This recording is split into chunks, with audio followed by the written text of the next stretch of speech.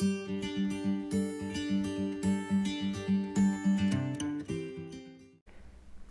Everyone, lifeline academy में आपका स्वागत है। आज के इस वीडियो में हम ब्रह्मांड के बारे में जानकारी प्राप्त करेंगे, उसका पूरा का पूरा परिचय लेंगे। तो आइए देखते हैं, प्रारंभ करते हैं। पृथ्वी को घेरने वाला आकाश है ब्रह्मांड, जो पृथ्वी को अपने ओर से घेरे हुए। ब्रह्मांड में सब कुछ आता है, पृथ्वी, ब्रह्मांड, यूनिवर्स, एवरीथिंग, सब कुछ ब्रह्मांड में आता है। ब्रह्मांड से संबंधित अध्ययन कहलाता है ब्रह्मांड विज्ञान या कॉस्मोलॉजी। कॉस्मोलॉजी का यूज ज़्यादा किया जाता है, जो ब्रह्मांड संबंधित अध्ययन करते हैं। ब्रह्मांड में लगातार प्रसार की घटना बिग बैंग थ्योरी बताती है कि ब्रह्मांड लगातार क्या हो रहा है, बढ़ रहा है। ये बिग बैंग थ्योरी बताती है कि ब्रह्मांड धीरे धीरे क्या हो रहा है, बढ़ रहा है। ब्रह्मांड का सबसे बड़ा तारा स्पाइनल ओरेगी है। बिग बैंग सिद्धांत का प्रतिपादन किसने किया था? बेल्जियम के जॉर्ज लेवेंटर ने। कब किया था? सन 1966 में। ब्रह्मांड में विस्फोटी तारा भी है, नाम क्या है? अभिनव तारा या सुपरनोवा? सुपरनोवा सुना होगा। विस्फोटी तारा है, विस्फोट होता है। ब्रह्मांड की आयु लगभग कितने वर्ष पुराना है? 13 बिलियन वर्ष, मतलब 13 × 10⁹ बिलियन। ठीक है, इतना वर्ष है, इतने ईयर्स है क्या ब्रह्मांड की आयु, मतलब इतने वर्ष पहले ब्रह्मांड की उत्पत्ति हुई होगी। नेक्स्ट पॉइंट की बात किया जाए, ब्रह्मांड का व्यास है कितना? 10⁸ प्रकाश वर्ष। प्रकाश वर्ष जो होती है वो दूरी होती है किसकी, मतलब दूरी का यूनिट होता है, मात्रक होता है। एक वर्ष में प्रकाश द्वारा तय की गई दूरी प्रकाश वर्ष कहलाती है। एक वर्ष में जो दूरी तय करेगा वही उसका क्या कहलाएगा? प्रकाश वर्ष। आप आसानी से निकाल सकते हैं। जो लाइट की वेलोसिटी होती है वो 3 × 10⁸ मीटर पर सेकेंड होती है। एक सेकंड में इतना चलता है, तो एक वर्ष में आप समय निकाल करके मल्टीप्लाई कर देंगे, उतनी दूरी जाएगा, और वही क्या कहलाएगा? प्रकाश वर्ष। नेक्स्ट पॉइंट की बात करें तो खगोलीय दूरी का सबसे बड़ा मात्रक है पार्सेक, जो सबसे बड़ा मात्रक है। एक पार्सेक बराबर 3.26 प्रकाश वर्ष। प्रकाश वर्ष से भी बहुत बड़ा मात्रक है। हालांकि प्रकाश वर्ष खुद ही बहुत बड़ा मात्रक है, लेकिन पार्सेक जो है वो प्रकाश वर्ष से भी बड़ा मात्रक है। अब देखिए, प्रकाश वर्ष मात्रक है किसका?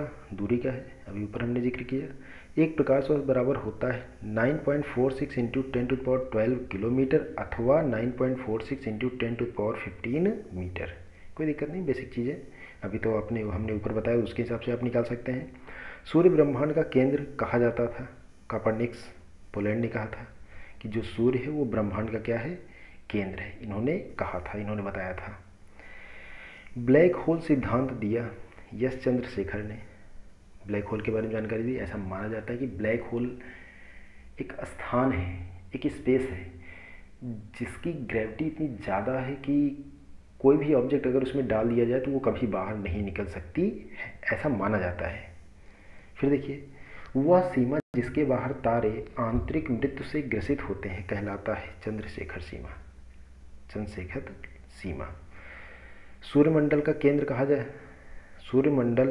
सूर्य सौरमंडल का केंद्र किसने कहा? केपलर ने कहा। तारे का रंग का सूचक है उसके ताप का। जो तारे का रंग होता है वो ताप बताता है, ताप के हिसाब से पता चलता है कि कोई भी तारा का टेम्परेचर ज़्यादा है या कम है। जैसे आप देखिए, अगर कभी आप स्मिथी के यहाँ गए हो, लोहार के यहाँ, वो अगर आयरन को गर्म करता रहता है तो पहले तो वो रेड सा होता है, फिर जब बहुत ज़्यादा सुपर हीटेड हो जाता है तो वो लगभग बिल्कुल वाइट सा होने लगता है। वो टेम्परेचर, मतलब अगर रेड है तो उसका टेम्परेचर कम है, और जैसे जैसे वाइट कलर में ज़्यादा जाएगा उसका टेम्परेचर लगातार बढ़ता ही जाएगा। अंतरिक्ष आकृति को आकाश कैसा दिखता है? काला, क्योंकि प्रकाश के प्रकीर्णन की घटना होती नहीं है। जो अंतरिक्ष में है एटमॉस्फेयर है नहीं, इसीलिए वो कैसा दिखाई देता है? काला दिखाई देता है। आकाश का रंग नीला क्यों दिखाई देता है? प्रकीर्णन के कारण। हाँ, यही तो हमने बताया कि ऊपर प्रकीर्णन नहीं होगा, इसी वजह से वो कैसा दिखाई देगा? काला। तारे टिमटिमाते हैं प्रकाश के अपवर्तन के कारण। जो तारों को टिमटिमाना है वो किसकी वजह से? तारे थोड़ा टिमटिमाते हुए नजर आते हैं ना, वो प्रकाश का अपवर्तन है। तारों का सुंदर पैटर्न कहलाता है तारामंडल। जो बढ़िया सा पैटर्न है उसके लिए नाम दिया गया क्या? तारामंडल। तारामंडलों की कुल संख्या कितनी है? 89, 89 है। और सबसे बड़ा तारामंडल सेंटॉरस है, जो कि सबसे बड़ा तारामंडल है। और सबसे छोटा तारामंडल की बात किया जाए तो क्या नाम है उसका? क्रक्स। तारों के बड़े बड़े गुच्छों के समूह को कहते हैं गैलेक्सी। जो तारों के बहुत बड़े बड़े गुच्छे होते हैं, जो समूह में रहते हैं, उनके लिए क्या बोला गया टर्म? गैलेक्सी। और इनका व्यास कितना होता है? 10⁵5 प्रकाश वर्ष, बहुत बड़े बड़े होते हैं।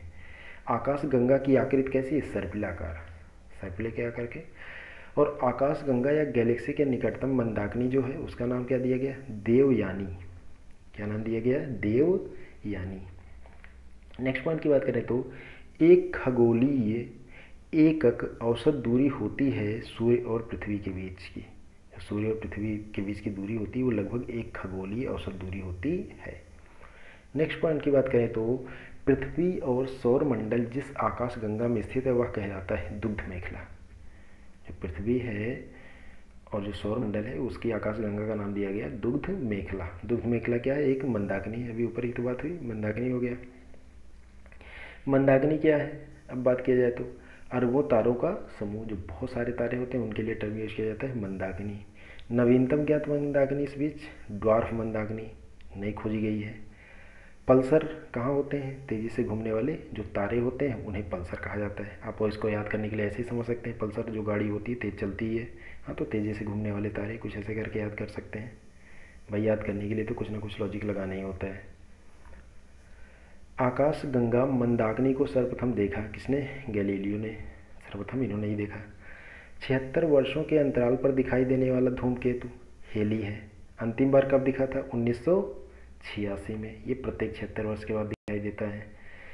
हेली धूमकेतु पुनः कब दिखाई पड़ेगा? 2062 में। देखिए अभी बताया ना कि वो बार बार दिखाई देता है, 76 वर्षों पर दिखाई देता है, तो 76 वर्षों में 2062 में ये पुनः दिखाई